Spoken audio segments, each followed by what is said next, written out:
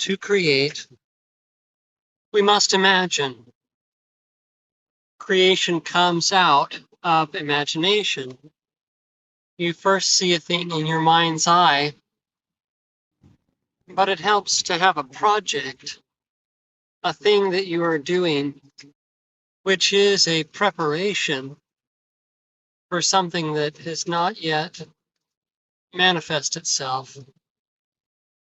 Here are some examples. Noah and the ark. The ark was a project, but it was a different project than we normally do in the world.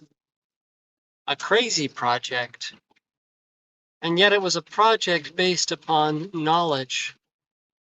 The knowledge which comes from the unseen world. So that Noah's faith had an outward manifestation, a work, an actual tangible work with his hands, something to do, which can be so helpful. Oftentimes people talk about manifestation and creation in the realm of, or rather, in the context of thinking and affirmations. But it really helps to have a project, something that you are doing, upon which only makes sense if the future is what you believe it to be, the impossible thing which you believe it to be. And this is different than normal work. With normal work, it seems like you fill all of the positions yourself, or at least you think you do, the positions that make the thing come about. First of all, you are the revealer. You are the one that decides what the future will be. I want such and such. So you must reveal to yourself what you want, which is kind of a silly way of putting it. Basically, you just kind of decide you want something. And then you must be the believer. Okay, so now that I've decided what I want, now I've got to exercise my faith towards the belief that not only is the thing I imagine possible, but that it indeed is my future. So with normal work, you are the revealer and the believer. And thirdly, the deliverer. I mean that in the sense that a package is delivered to your house, not so much like deliver out of bondage. So I guess that applies in a sense. So number one, I decide I want this thing. Number two, I have to believe it into possibility and even inevitability. And then thirdly, I go to work doing a work. So I was talking about a project. And I was saying that what I'm talking about is different than normal work. And so, I go to work to bring about the thing that I have imagined and believed all along. And interestingly, when it's all finished, I look back. Well, and I should say, first of all, that if I am able to bring into the world the thing that I imagined, many do not. And the books are written by those that actually win. It is not written by the people who try but fail. But if I finish, then I can look back. And of course, I have myself to praise for every step along the way. I wanted it. I imagined it. I believed it. And I delivered. People often wonder whether manifestation techniques are of God or are they of the devil. But I wonder if it's a wrong question. And the devil is in the details, and virtue resides in minute particulars. One thing I think that I can say definitively about it is that that which causes us to praise, and you could almost say worship ourselves, is different fundamentally than that which causes us to praise and give gratitude to the divine and even to others. Okay, so to bring it full circle, project-based creation or manifestation, if that's what you want to call it, I think I could add divinely inspired project-based creation. It begins with a revelation, something that comes out of the unknown, out of the unseen, something that you could never expect, something that was not in your plans, but that really is in keeping with your deepest desire for fulfillment and happiness for yourself and others. Such is the case with the beginning of this story. Well, the story I was mentioning of Noah. So it begins, it is not Noah's desire that causes him to imagine a flood. The idea that a flood is coming and that the most prosperous thing he can do, which will best provide and enrich his family at that time, is to build an ark, right? Because the world's going to be flooded.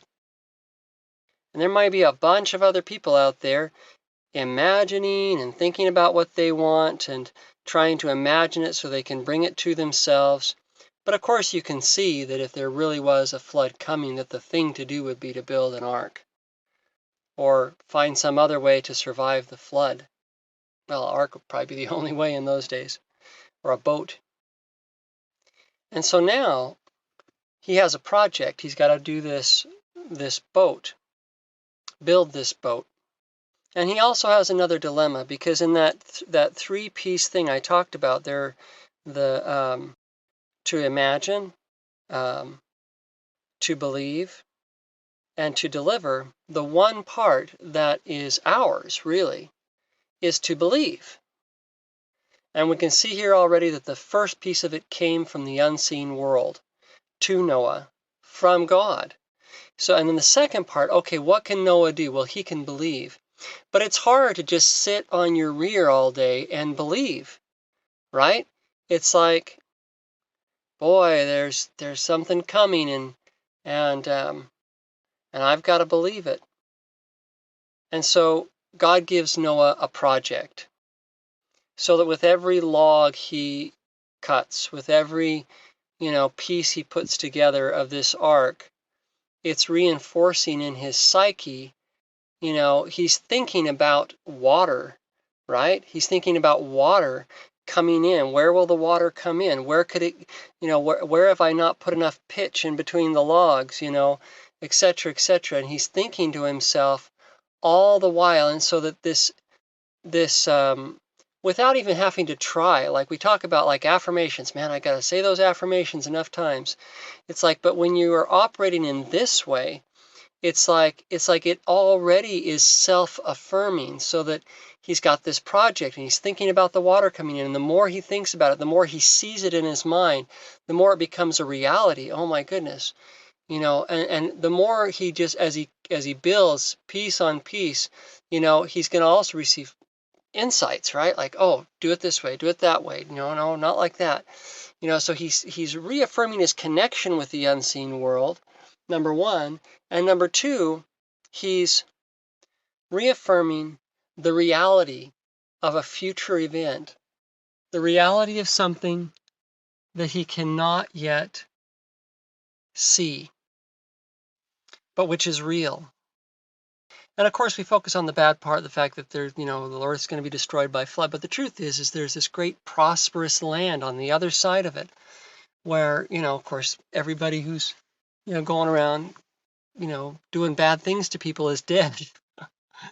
But it's a beautiful thing on the other side, a promise. So it's that old story that comes back and over and over again of a promised land on the other side of the flood.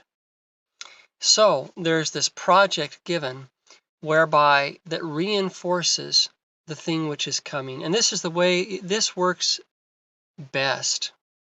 And it's intentional. Another good story to look at from modern culture is that show where the guy builds the field out in his cornfield. He builds a baseball stadium, and the old team that he loves comes back. And there's the phrase that everybody uses: "If you build it, they will come." Okay, right, exactly. That's how it is. So there's something coming, right? And if you build it, they will come. Okay, who? Those who reside in the unseen place. Right. And that's where we stand today. Do you want to see the unseen thing? Well, then it's like you need that project. What's that thing that you should be doing? Which is preparing for the thing that nobody could see, the thing that'll make you look crazy. What's the similarity between the two stories?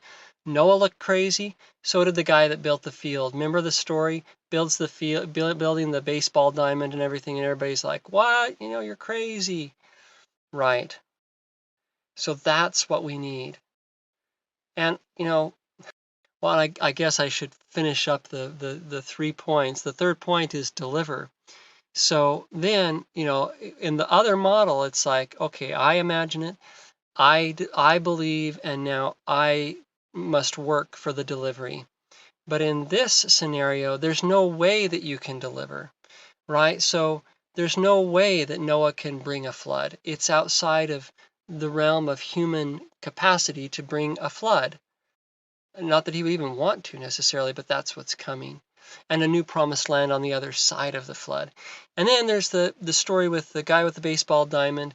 He can't bring the thing out of the unseen world. So it's not his job to deliver. And so yet again, the only piece that we have in all of this is the belief part, the part in the middle. Okay? The idea comes out of the mind of the divine, out of the mind of God into our hearts and minds. Then we act and look crazy, right? Because we're acting upon something which is coming, which cannot be seen, but which we know from the unseen world. And it's hard to believe when the world is calling you crazy, but you get these projects, these things that you're supposed to do. And as you do them, it reaffirms your faith. And then eventually, oftentimes when it appears that all is lost and that the baseball team is not coming, or, the flood is not coming, or the thing is not coming, it's just right at the last moment, like Moses before the Red Sea parts, and here comes the Egyptians. It's like, all the people are saying to Moses, oh, pray, or they're saying, "Why did you lead us out here, into the wilderness to be killed?" And then the water parts at the very last moment.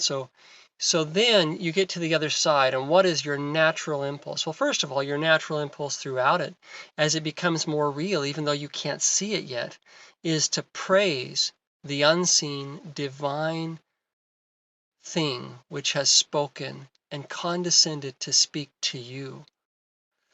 Okay, and then when it's all said and done, and you are delivered, and delivered from danger, but also like when the unseen world delivers upon its promises, well, then you are, not because you have to have reminded yourself and you put a string around your finger. Now remember to thank God, but naturally out of impulse, it's like, oh, dear God, thank you, thank you. Right. So that all those who really believe have always looked like fools until the point of divine deliverance. And then the people praise for a while, until things, well, until they don't. Because they can only believe in that which they can see, they can only believe in things which they can imagine. I think because they don't really want to know the divine. They don't know the unseen world because they're not yet listening.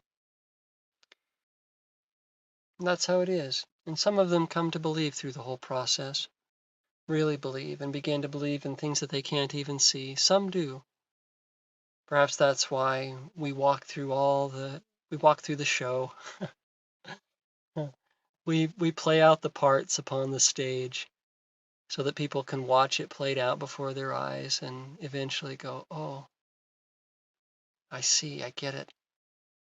It doesn't come from me. It comes out of the unseen world." Right. All right, that's it for this time. God bless.